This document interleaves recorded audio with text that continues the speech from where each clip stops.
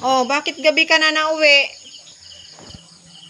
Kasi naglipit pa po ako ng pencil, Crayola, papel, notebook, eraser, sharpener. Halika, pasok ka na dito kasi gabi na.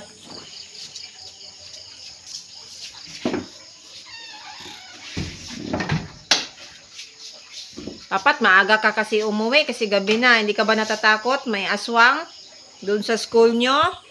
Natatakot po. Oh. Bakit kasi? Ang tagal-tagal mo. Kasi naglilipit pa po ako. Hindi mo gusto na maiwan yung gamit ko. Or gusto. Okay lang. Ha? Okay lang? Depende. Ako yung mama mo. Ikaw yung daughter ko. Pagkatapos, naiwan yung pencil case mo. Lapis. Papel. Piggy bank. Tumbler. Nauna ka na. Nandoon na sa ilalim ikaw. Hindi mo naalala na naiwan yung gamit mo. Gusto mo yan? Or hindi? Hindi. Ang ibig kong sabihin, okay lang na mahuli ka, pero wag naman yung gabi.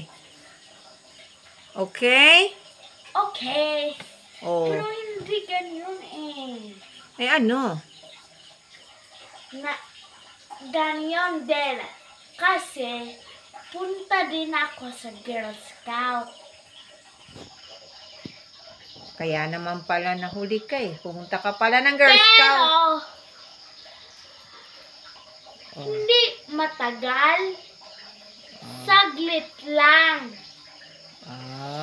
Pero gabi na, dapat pag medyo madilim na, umuwi ka na.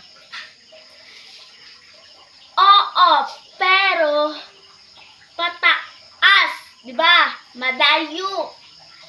Padaw, malayo din kasi minsan magpahinga ako. Oh. Ay nako po, ano ba naman yan? Okay, sige, kaya ka pala natagalan. Opo. Okay.